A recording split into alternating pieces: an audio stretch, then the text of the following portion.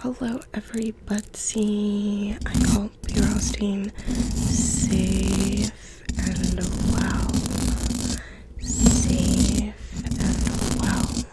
Today or tonight we're going to be doing my reading wrap up from August September, like a bottle of wine, 'cause you never mind.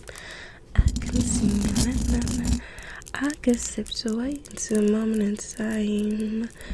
Never mind.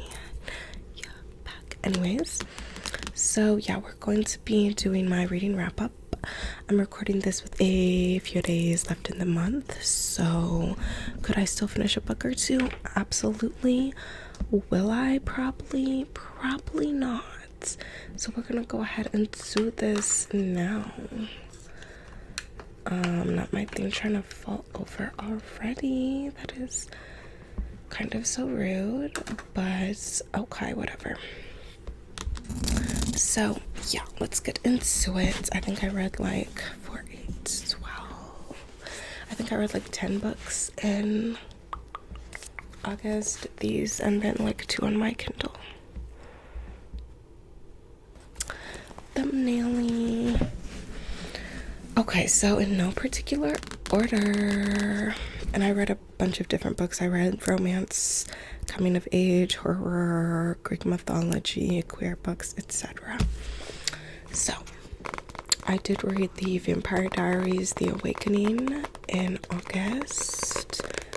I didn't even do my YouTube plugs. Like if you enjoyed the video, subscribe if you haven't already.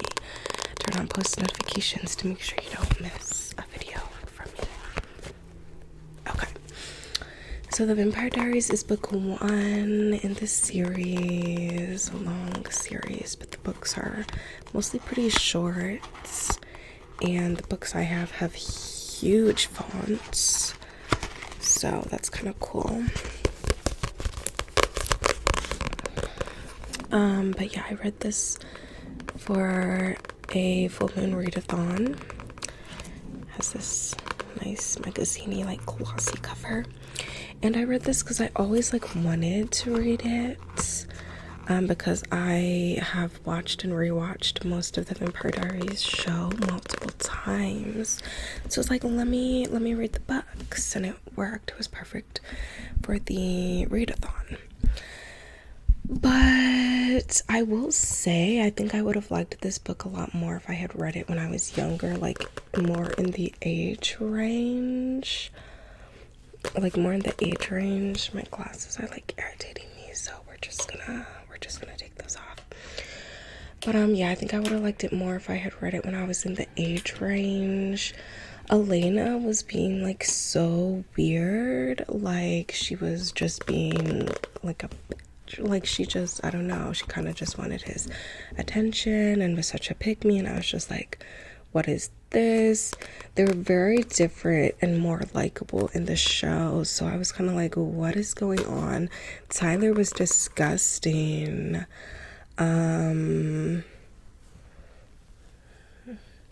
Caroline, I don't even know what was going on with Caroline. They were all just so different in this than in the show, or the show was so different than this, so it wasn't really what I was expecting. I will probably still read the other books and see if they get better as they go on, and because like it is the books to the show, you know. But yeah, this book was kind of like very weird, different, definitely like a early 2000s moment. I also didn't like that this takes place in the South, and their school is like named after like a Confederate soldier, and like, yeah, it just kind of like glamorizes some of the like disgusting past of like the South. So yeah, I also did not like that.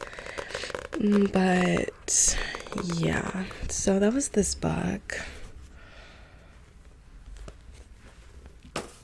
So yeah, I also read I Wish You All the Best. I wish you all the best in August. And this was super cute. This was a coming of age queer story. The main character is non-binary, and this is someone at their school, their new school, who kind of takes them under their wing. And yeah, it was very cute. It definitely kind of shows how much, like, how often non-binary people have to like deal with people assuming that they belong to one gender, and kind of just deals with the inner monologue of like, do I correct them, do I not, and the exhaustion that comes with that, and whether it's safe to come out in different spaces, etc. So I really appreciated the book for that, because I feel like I don't see a lot of non-binary, what is this hair on my sweater, non-binary I feel like I don't see a lot of non-binary representation in books, so I really appreciated that.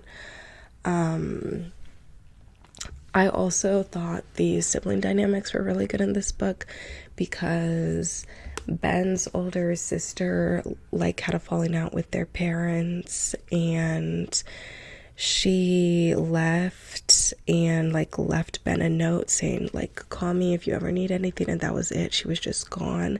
And so they have a lot of resentment towards the sister, because they're like, you just left me here, like our parents are not it, like etc, etc. So I thought that was really interesting, and something we don't see a lot too, because like it really is, you know, just kind of like it's tough when, you know, there's certain family dynamics and, you know, one person leaves and there can just be like misplaced blame and resentment and those types of dynamics when it comes to unsupportive family members and doing what's best for you versus trying to also be there for your other family members or loved ones who are stuck in those spaces. So I thought that was really interesting too. And yeah, it was a really cute coming of age book. I read a little bit of it and then I listened to the rest on audio. And yeah, I thought it was a good read.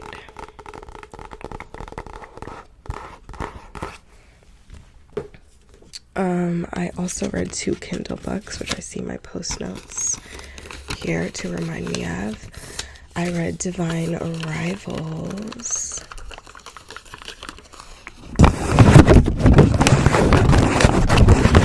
which has been blowing up lately. Like everybody has been saying it's such a good book, etc, etc. So calling me. I don't know not to call.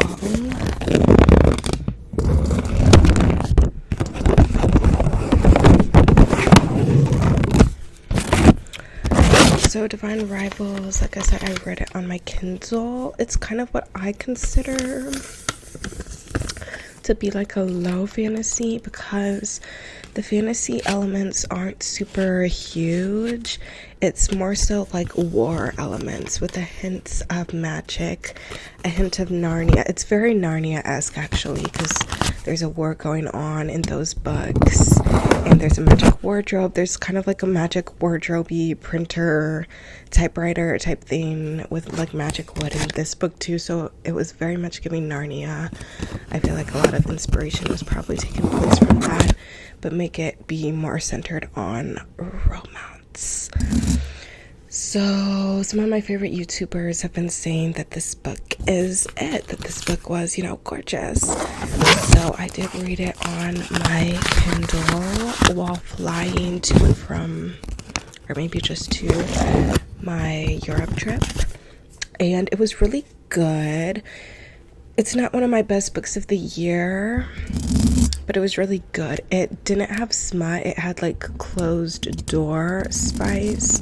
So where it's like, now they try this, but like it doesn't really get into like the details as far as I remember. Which I liked, because like I skim smut scenes all the time, because I'm picky about it. I'm not into everything. I'm like, a lot of smut scenes give me the ick. So I did like that. But at the same time, I wanted a little more from them. Like, they were really good. I did really love them, but the slow burn was very, I don't know, like, they kind of just started liking each other, I guess, from the correspondence, and which is very much Sleeping in Seattle, right? Which love that. So, like, it was really good, but I don't know. I guess I wanted a little more, like, more to them falling for each other. But there were some really good quotes. Like, let me see if I can find my highlights. There is one where it was like she had never been worshipped like this before, about her and from the main male love interest, and I was like, slay. So there were some really good, like, tension-filled, steamy things between the two of them, but I just wanted, like, more of something. I feel like it also ends on a cliffhanger, and I will be reading the second book when it comes out. Oh, I already returned it. I guess I can't. I guess I can't read any quotes from it because I already returned it, because it was on Kindle Unlimited, so you can read for free with your Kindle subscription. So maybe I'll insert on the screen some pictures of a couple quotes that I thought were really exceptional from it. There was one quote that was like, autumn was her favorite season because it was the only time of year where you could smell magic in the air, and nighttime and sunset was her favorite time of day because she loved to see the beginning of constellations burn. Like, it was just very vibey, and I was here for it. So it was written very well. The storyline was very good. It was very much Narnia. It just didn't, like, you know, pull me in as like a top book, you know, like the way it has some of my fave YouTubers. But it was really good. It was kind of giving Shadow and Bone, kind of giving Shadow and Bone, kind of giving Narnia. So it was really good. It is in third person POV, so that might be part of why it wasn't like top of the top for me, because I do find it harder to get into third person POV books. But yeah, it was good. It was good. It was good. It was good. Good. And then the other Kindle book I read in August slipped away to a moment in time, so we're never mine, was I finally finished Be Not Afraid of Love, which I've been reading since, like March or something, just little pieces of at a time, because it's very poignant. The author details their abusive relationship that they had with an ex and kind of their self-love journey, and it does a lot of comparison between their Asian culture versus the Western culture that they like had to conform to once they were in the US.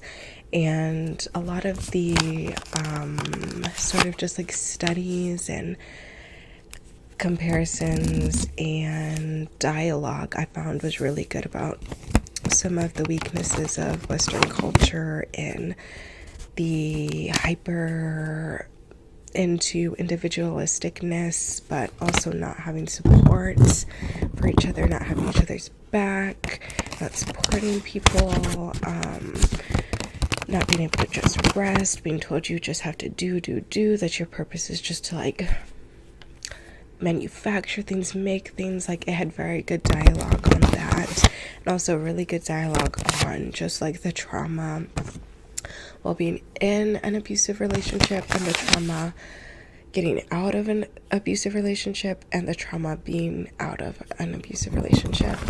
So specifically in the first third of the book, like, it hit me really hard, and I couldn't read too much of it at a time because it was just really poignant, really spot on, and really like tapped into some emotions that I had gone through before. I'm sorry if I sound nasally, but I have a cold, so I'm not about to cry. I'm just feeling a little sniffly. But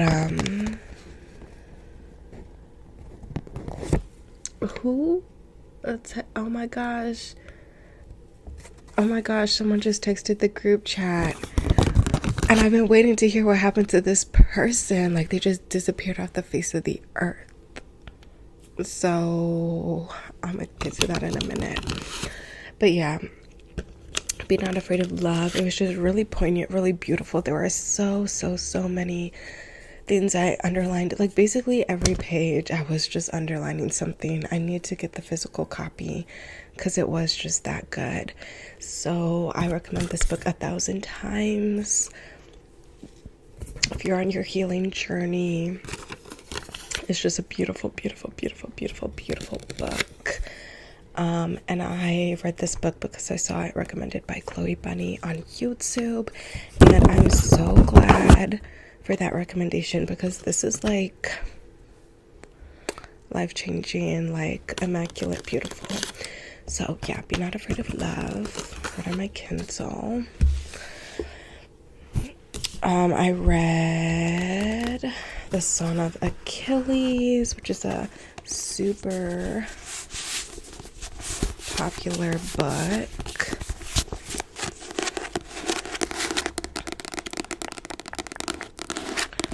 By Madeline Miller.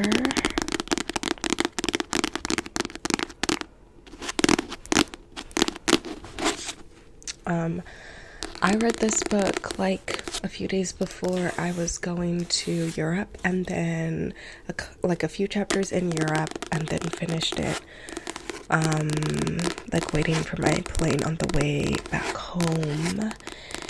And it's so good. Like I feel like Madeline Miller's writing is just so good.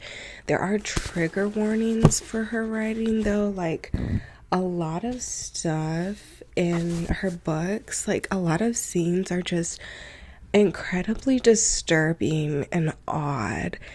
And yeah, there were a few of those scenes in this book that had me like, what? Like I was disgusted, heartbroken, upset. Like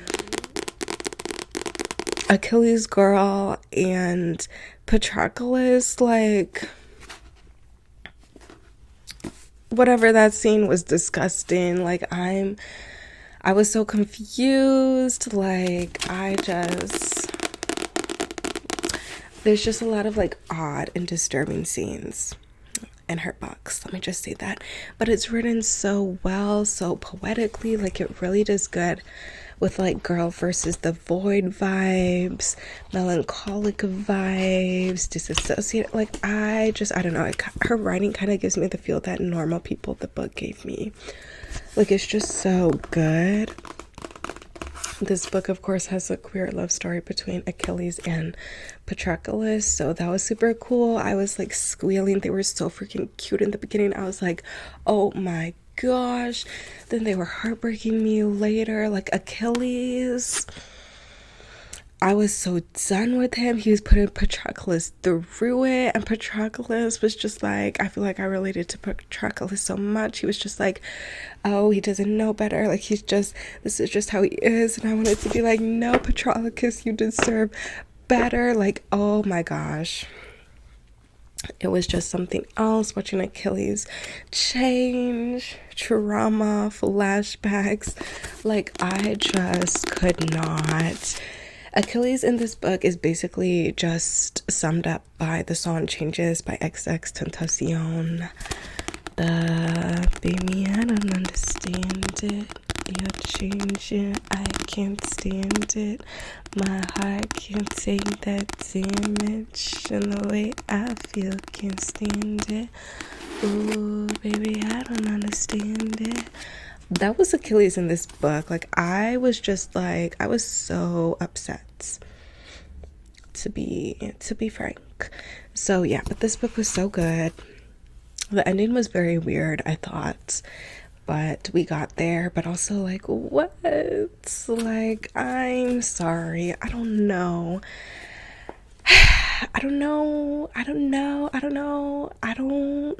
if I can get behind Achilles like that. Like I feel so conflicted. But yeah, very good book. And then I also read Circe by Madeline Miller. I read Circe first, and then I read Son of Achilles, which I know is like not the way you're like supposed to do it or whatever. But I also read Circe, and this book was so good. It so well like depicts feminine rage. She's a goddess, she's left out, she's scorned, and it also deals with like compassion. Like she's like the first in her line of like the gods and whatnot to have like compassion, and that sets her apart, but it also like makes her someone easy to pick on. And yeah, this book really dealt with like family dynamics. It dealt with abuse. Again, there were some very disturbing scenes in this book. Particularly there's an essay scene that happens to her in this book that was very disturbing, so watch out for that. It also deals with like family dynamics. Like she looked up to her father so much and he just was not there for her. He was this big god, but he had no love for her, had no care for her, was not there for her. That rhymed, and like it was just so heartbreaking. Like it really goes into just the feelings and effects of like not knowing love, and it was just so good. Her exile, just like, and then the last like 2/3 of the book deals a lot with her motherhood and her motherhood. So I wasn't as much into those sections because like I'm just like not as much into that, but it was still really good, written so well. And yeah, it was just so good. I talk about this more and Vampire Diaries more, and is that it? In my, oh, and It's Not Summer Without You, in my Full Moon Readathon blog, so I'll link that down below if you want to see my thoughts, because yeah, I talk about it more in depth there. But yeah, this book was so good, so poetic, so beautiful, so melancholic, very much Girl versus the Void, very much Giving Normal People by Sally Rooney. Like it was just really good. So I'm now a fan of Madeline Miller's work, and yeah, so good. Which I'm glad that I picked up that book, because it made me remember that I didn't talk about this book, which is It's Not Summer Without You by Jenny Han. This is the second book in the Summer I Turned Pretty series. Hello, sun. And this was like the first book I read of or finished in August. I read it mostly in July. And this kind of details Belly and the boys, the brothers that she's in the love triangle with, trying to save their beach house because it's up for sale. And it also deals with her going back and forth between the two brothers. One of them has confessed their feelings for her, one of them she was into, and yeah, it just kind of goes back and forth with that. But it's very nostalgic. And then at the end of the book, I really like in this book, at the end of the book, you see a lot of growth from Belly, where she kind of releases something and lets something go. And there's a really stunning quote that I read in my Full Moon Readathon video, so check it out if you haven't already. But yeah, I can't say too much because it could spoil book one, but very good, very nostalgic. And season 2 of this show is out on Prime right now soon. I definitely recommend it. It's super cute. I also read 2 more short stories in the compilation of this book by Robert L. Stevenson, and I read The Bottle Imp, I think, and The Bottle Imp, and what was the other one? Something the Isle of the Lost Voices or something. And they were very interesting. I also talk about them in my Full Moon Readathon blog, so again, check that out. But it was very interesting. The Isle of the Lost Voices or whatever, like, really dealt with kind of questions about like using up like our resources, limited resources and stuff like that. So I thought that raised a lot of interesting questions. And then The Bottle Imp was kind of like just like a fun kind of odd story. But yeah, both very interesting, and both I found to be more provoking than Dr. Jekyll and Mr. Hyde. Like, so far I've liked like all of his other short stories better than his most popular one, which is Wilds. But yeah, it was just thought-provoking. And then last but not least, I also read Imogen, obviously. Finished it in August. And this was another super cute coming of age book. It deals with Imogen sort of coming to learn to accept herself, coming to learn that she doesn't have to not be something just because someone else says she doesn't look like she should be something, or because somebody else says she actually doesn't fit into something else. It's her learning to be like, no, actually I'm the one who decides what I am and like what I like, and you know, like all of that. And it was really good. It had a lot of good, interesting dialogue about people being shamed into the closet and out of the closet and all of that. And the moments between Imogen and her love interest in this book were just so stunning, so cute. I was squealing. I was like, oh my gosh, they were just so freaking stinking cute. I also found Imogen relatable a lot at points because she's very much like an overthinker, and she just never feels like she connects all the way, like she knows the right thing to say or do at the right time. And she's just a relatable little bean. So yeah, also related to her because of that. And yeah, it was just a really good coming of age queer story, and I definitely recommend. And there were some really good quotes in this one too. So yeah, those are all the books I finished in August, unless I finish another one in the next, I could say, I don't know. But yeah, what should our secret emoji be? Let's make our secret emoji be a sun emoji, any of the sun emojis. So if you made it to the end of this video, put a sun in the comments down below. A sun, a sun, a sun. Because Circe, her father was Helios, and it's not summer without you. It's a summer book, and yeah, let's just do a sun. A sun, a sun, a sun. So yeah, I hope you guys could enjoy this video. And don't forget to like, subscribe, turn on post notifications, and comment down below.